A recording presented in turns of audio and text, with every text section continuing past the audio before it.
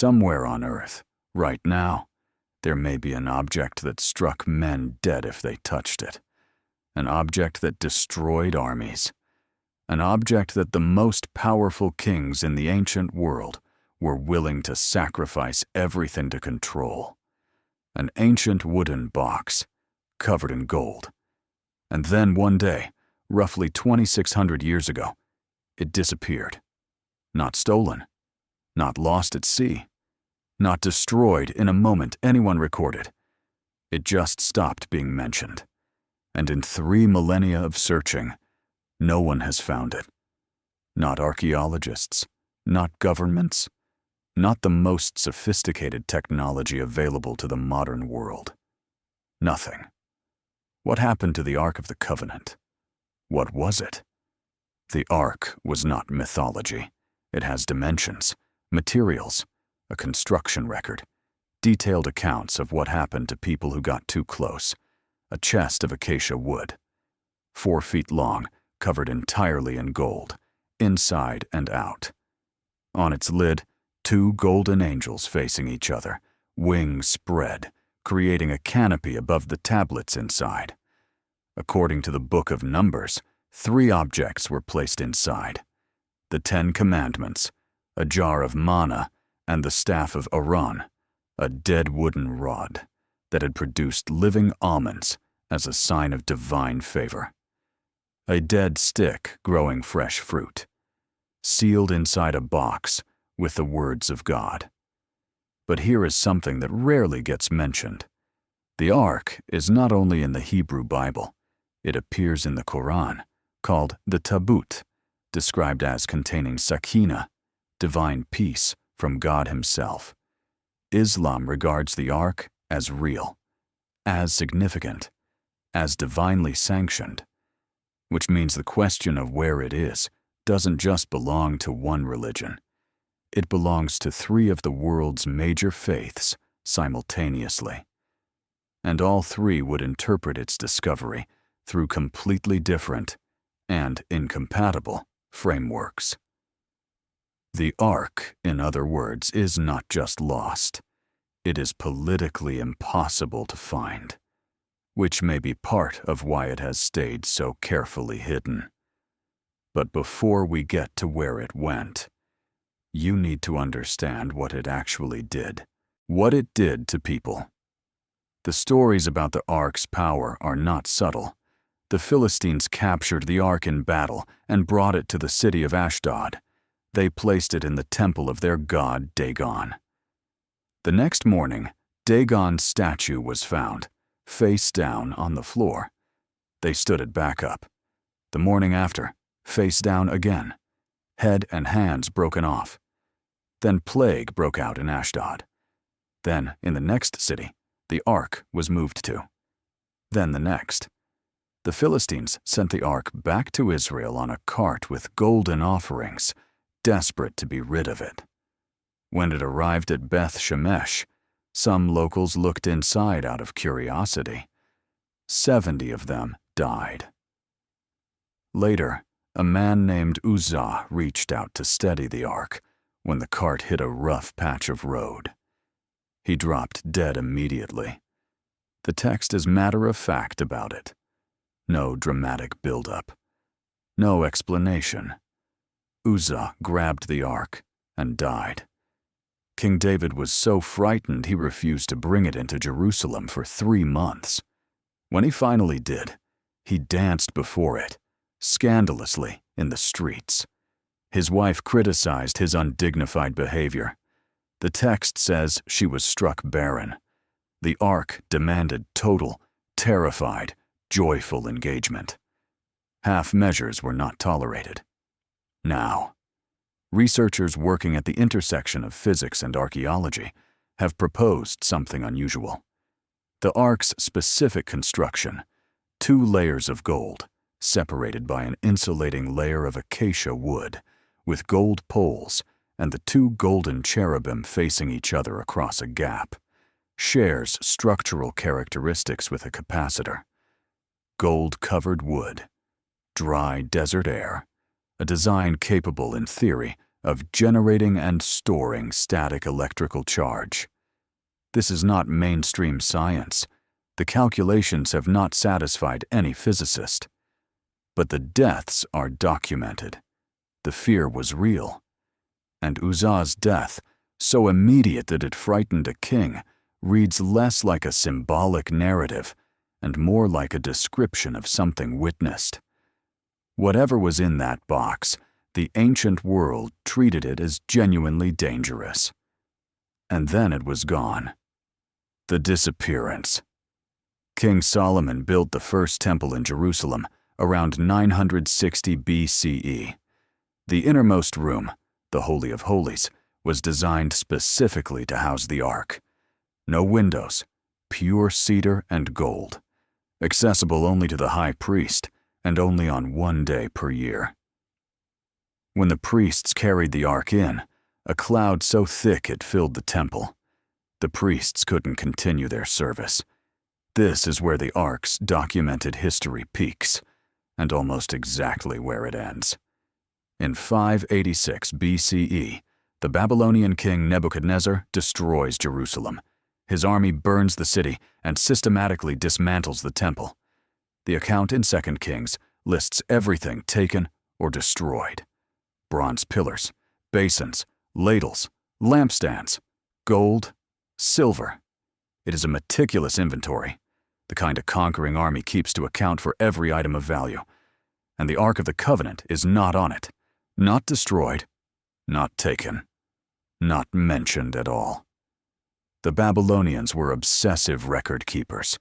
If they'd found and destroyed the most sacred object of a conquered people, a famous object whose power was known across the ancient Near East, you'd expect at least a line. There isn't one, which means either it was destroyed so completely that no one bothered to record it, or it wasn't there when they arrived. But here is the detail that makes this stranger. The Second Temple was rebuilt in 516 BCE. For the next 500 years, the high priest would enter the Holy of Holies once a year on the Day of Atonement and find an empty room. For 5 centuries, the holiest room in Judaism contained nothing. The Romans, when they finally breached the temple in 70 CE, apparently expected to find something of enormous significance inside the inner sanctum. The historian Tacitus records that they were puzzled to find it empty. An empty room, at the center of the most sacred temple in the world. The Ark wasn't there when the Babylonians came. It wasn't there when the Romans came. Where was it for all of those centuries? And where is it now? 5 theories. There are 5 serious candidates. Each one points somewhere different, and none of them can be ruled out. Theory 1. Destroyed by the Babylonians. The simplest explanation. They burned the temple. Everything burned. The Ark, wood and gold, was consumed. But the Babylonians kept meticulous records. They cataloged everything. No Babylonian text says, "We destroyed the Ark," or "We took it." The silence is either evidence of destruction or evidence that it wasn't there. Theory 2. Hidden beneath Jerusalem. There is a text called the Copper Scroll, found among the Dead Sea Scrolls in 1952. Unlike the others, written on leather, this one is inscribed on copper. It is a list of hiding places for enormous quantities of gold, silver, and sacred objects. The locations are described in vague terms, landmarks that may no longer exist, distances that can't be precisely converted. None of the hiding places have ever been found. Whether the Ark was among the objects listed, whether it was hidden before the Babylonians arrived or before the Romans, the Copper Scroll points to a network of hidden treasure beneath Jerusalem that no one has reached. Because the site that once held Solomon's temple is now occupied by the Dome of the Rock and the Al-Aqsa Mosque. Archaeological excavation is politically impossible. But ground-penetrating radar has confirmed that the underground of the Temple Mount is not empty. There are rooms down there, passages, chambers built upon chambers, connecting areas separated by hundreds of meters of bedrock. No one knows what's in them. No one is allowed to look. Theory 3. Taken by Egypt before Babylon arrived. About 925 BCE, 60 years before Nebuchadnezzar, an Egyptian pharaoh named Shishak sacked Jerusalem. The Bible says he took the treasures of the house of the Lord. The phrase is vague. It might include the ark. It might not. If the ark was already in Egypt when Babylon arrived, that would explain its absence from the Babylonian inventory. And Egypt is a country with thousands of years of undiscovered tombs, temples, and sealed chambers. Something to consider. Theory 4. Hidden by priests before the invasion. There is a passage in 2 Chronicles that almost every Ark researcher eventually finds their way to. During King Josiah's religious reforms, just decades before the Babylonian conquest, he commanded the Levites to put the Holy Ark in the house which Solomon built. Put it back. Not keep it there. Not ensure it remains. Put it back in, which implies it had already been taken out. Who took it? Why? Where it went? The text says nothing. But a 2nd century Jewish text, called 2nd Maccabees, claims the prophet Jeremiah hid the ark in a cave on Mount Nebo before the invasion. When followers tried to find the path, they couldn't. Jeremiah told them it would remain hidden until God gathered his people together. And then Jeremiah himself, possibly the same prophet who hid the ark, wrote this: "In the future, people will not say, 'The ark of the covenant of the Lord.' It shall not come to mind. They shall not remember it. They shall not miss it. They shall not make another one." A prophet who may have hidden the most sacred object in the religion, telling his people not to bother looking for it. What does he know? What did he do? Theory 5. Taken to Ethiopia as a refugee.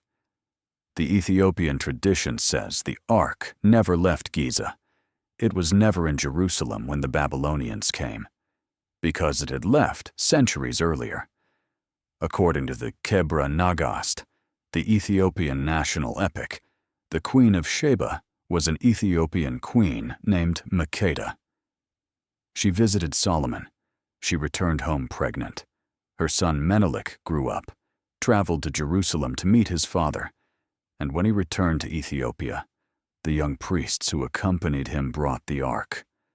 Not stolen, they carried it themselves, replacing it with a replica in the Holy of Holies. The real ark went south, into Africa, and a different version of this tradition makes it stranger still. Some Ethiopian oral histories say the ark didn't come with Menelik at the height of Solomon's reign. It came later, during the reign of Manasseh, when a corrupt king introduced idol worship into the temple, and faithful priests smuggled the ark out for safekeeping. In this version, the ark didn't arrive in Ethiopia as a trophy.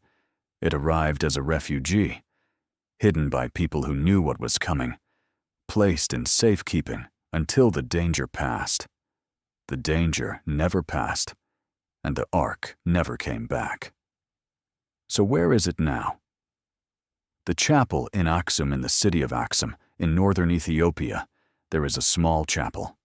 It is called the Chapel of the Tablet, adjacent to the Church of Our Lady Mary of Zion. The Ethiopian Orthodox Church claims the Ark of the Covenant is inside, not metaphorically, physically, right now.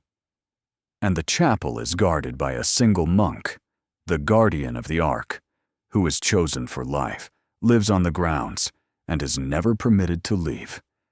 He is the only person allowed to enter the chapel.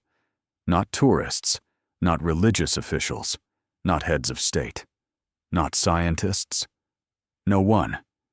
In recent years, the Guardian has spoken publicly about his role. He has said the object causes him suffering, that it is something that cannot be fully comprehended. The Church does not permit verification. The Ethiopian government does not press the matter. And here is what makes this more than a local religious tradition. The connection between ancient Israel and ancient Ethiopia is not invented. Jewish communities have existed in Ethiopia since antiquity. The Beta Israel, Ethiopian Jews, maintained practices that suggest contact with ancient Israelite religion, so early they predate the Babylonian exile. And there is this. In the 1990s, a professor of Jewish studies named Tudor Parfit tracked down a sacred object belonging to the Lemba people of Zimbabwe, a group with oral traditions that mirror ancient Israelite religious practice. The object, called the Ngoma Lungundu, is described in Lemba tradition exactly as the Ark is described in the Bible, a wooden container of divine power, carried before the people in war, capable of striking people dead who approached incorrectly. Parfit had it analyzed. The wooden elements dated to around 1350 CE, too recent to be the Ark itself, but consistent with a copy made from memory of an older original. Then, DNA testing revealed something that rewrote the story. The Lemba's priestly clan, the Buba, carries the Cohen modal haplotype, a genetic marker found almost exclusively in men who trace their ancestry to the ancient Jewish priesthood. The Lemba have genetic, documentable connections to ancient Israelite priestly lineages. Their connection to ancient Israel is not mythology. It is biology. And the Ngoma they carry, whatever its origins, connects directly back to Jerusalem, through paths that no one has fully traced, which raises the question that no one has fully answered. If the Lemba lost the original and built a copy from memory, where did the original go? The question that makes everything harder. If the Ark is somewhere, in Ethiopia, under Jerusalem, in Egypt, in a cave on Mount Nebo, what happens when it's found? This is not a rhetorical question. The Temple Mount is already the most contested piece of real estate on Earth. Wars have been fought over access to it. People die over it regularly. If the Ark were discovered tomorrow, a specific and significant community of religious believers holds that its discovery would create an obligation to rebuild the temple on the Temple Mount, where the Dome of the Rock and the Al-Aqsa Mosque currently stand. The implications are not theoretical, they are catastrophic, which means that some of the people who know the most about where the Ark might be have every reason to make sure it is never publicly found. Some secrets are kept not because the secret keepers want power, but because they understand what would happen if the secret came out. The chapel is still locked in Axum right now. A man is sitting in a compound. He has dedicated his life, his entire life, to guarding a single object. He cannot leave. He has no family, no career, no ordinary human life. He has only the object, and the absolute conviction that what he guards is real. Is he guarding the Ark of the Covenant? Is he guarding a replica so sacred it has acquired the weight of the original? Or is he guarding a tradition, a sacred fiction maintained so long it has become indistinguishable from truth? No one outside that chapel knows, and the chapel is locked. Beneath the Temple Mount In chambers that may not have been entered since 70 CE, there are rooms. We know they exist. What is in them, nobody knows. No living person can say. And the political situation on the Temple Mount means no one is going to find out anytime soon. The Ark has been missing for more than 2,500 years. The entire sweep of Western civilization, ancient Greece, Rome, the Islamic Caliphate, the Renaissance, the Space Age, all of that happened in the time since the Ark was last verifiably mentioned. And in all of that time, no one has produced it. No one has opened the chapel. No one has emerged from beneath the Temple Mount with evidence. Maybe they never will. Maybe the Ark is gone. Its gold melted down centuries ago, its wood turned to dust. Or maybe it is still there, somewhere, intact, waiting for someone humble enough and patient enough and brave enough to find it, and to understand what it means that it was hidden, and from whom, and why. The question is still open.